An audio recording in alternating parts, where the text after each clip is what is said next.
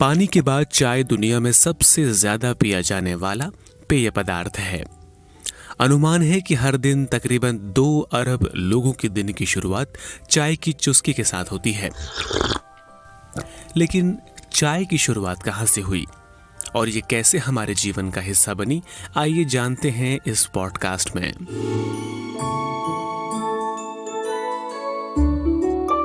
चाय से जुड़ी शुरुआती कहानियां। चाय का इतिहास करीब 5000 साल पुराना माना जाता है, जो चीन से जुड़ा हुआ है। चाय के बारे में ऐसी कहानियां प्रचलित हैं कि लगभग 2732 बीसी में चीन के राजा शेंग नुंग ने चाय की खोज गलती से की थी। चीनी कहानियों में ऐसा माना जाता है कि एक समय राजा के उबल रहे पानी में कुछ जंगली पत्तियां गिर जाती हैं, जिसके बाद अचानक पानी का रंग बदलने लग जाता है। उससे अच्छी खुशबू भी आने लगती है। तब राजा इस पानी को पीता है और उसे पसंद आता है। उसका स्वाद काफी अच्छा लगता है। इसे पीते ही उसे तरोताजगी का एहसास होता है, जिसके बाद उन्होंने इसे नाम दिया चा। चाय के शुरुआती किस्से। चाय के बारे में नई दुनिया का पहला रिकॉर्ड यूरोपीय लेख चियाई के रूप में मिलता है। ये रिकॉर्ड 1545 में वेनिस के गियाम बतिस्ता रामोसियो द्वारा लिखे गए लेख डेले नेविगेशनी ई वियागी से आया है। 1607 में डच ईस्ट इंडिया कंपनी ने मकाओ से जावा तक चाय का एक माल ढोया। फिर 2 साल बाद डचों ने चाय को पहली बार खरीदा, जिसे जापान के हिराडो से यूरोप भेजा जाना था। इसके बाद तो चाय नीदरलैंड से होते हुए यूरोप के तमाम इलाकों में काफ़ी पसंद की जाने लगी। फिर एक समय वो भी आया जब चाय अटलांटिक महासागर को पार करके न्यूयॉर्क में भी फेमस हो गई। अंग्रेजी में चाय का पहला रिकॉर्ड जापान में ईस्ट इंडिया कंपनी के ऑफिस को चलाने वाले रिचर्ड विकम द्वारा लिखे गए एक पत्र से सामने आया, जिसमें उन्होंने 1615 में मकाओ के एक व्यापारी से सबसे बेहतर तरीके की चाय की मांग की है।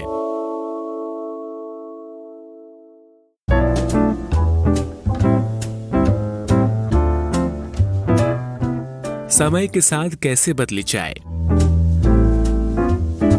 पहले चाय में दूध और चीनी मिलाने का रिवाज नहीं था।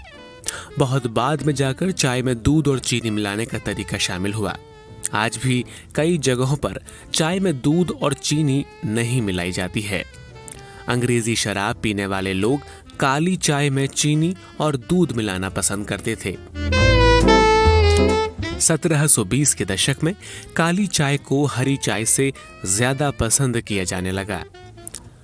दूसरी ओर यूरोप में चाय को लेकर एक नई परंपरा शुरू हुई।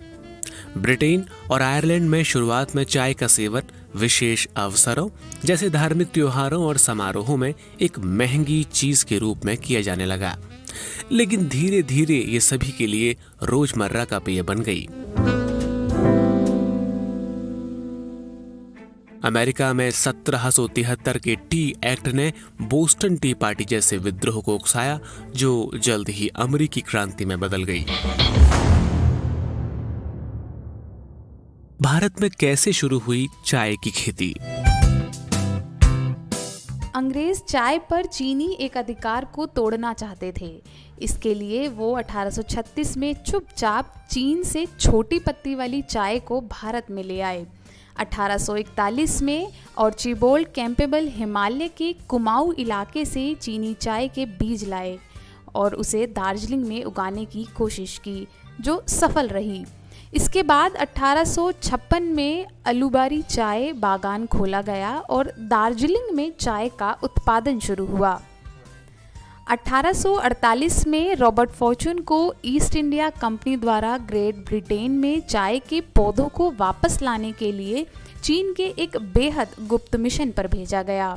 उसने अपनी यात्रा गुप्त तरीके से इसलिए की क्योंकि उसका मिशन पहले और दूसरे अफीम युद्ध के बीच के समय पर था।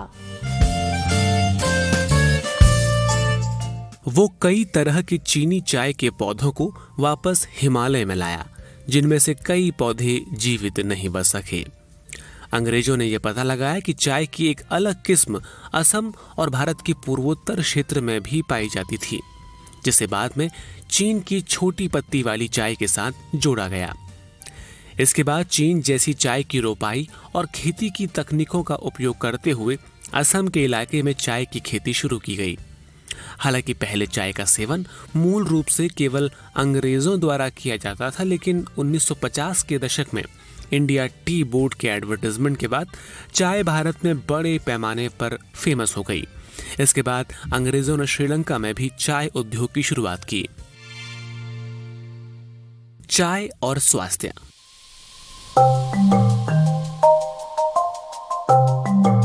हालांकि इस बात पर पहले कई सारी रिसर्च हुई है कि हरी या काली चाय बीमारियों से इंसान की रक्षा कर सकती है या नहीं, लेकिन इसके मानव शरीर के लिए बहुत ज्यादा खराब या बहुत ज्यादा अच्छे होने के कोई सबूत नहीं है।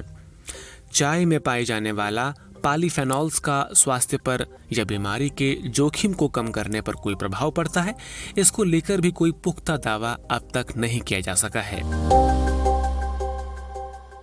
दुनिया की चाय संस्कृति। अगर एक चाय के पौधे को बिना छेड़े छोड़ दिया जाए तो वह 16 मीटर या कहें 52 फीट तक का पेड़ बन सकता है, लेकिन तोड़ने में आसानी के लिए चाय के पौधे को आमतौर पर कमर की ऊंचाई तक काट दिया जाता है।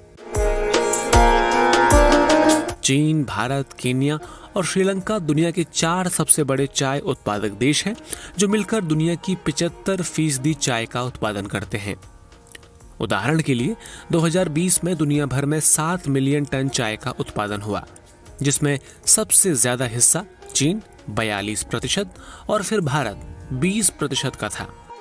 भारत समेत दुनिया भर में चाय संस्कृति का एक अहम हिस्सा बन चुकी है। भारत में किसी को चाय के लिए पूछना दूसरे व्यक्ति के लिए सम्मान की बात होती है, जबकि पूछने वाले के लिए वो दूसरों के अभिवादन का एक तरीका होता है।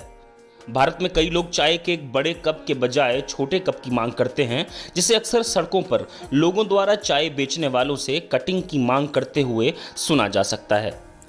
भारत दुनिया का सबसे ज्यादा चाय पीने वाला देश तो है, लेकिन चाय की प्रति व्यक्ति खपत तुर्की में सबसे ज्यादा है।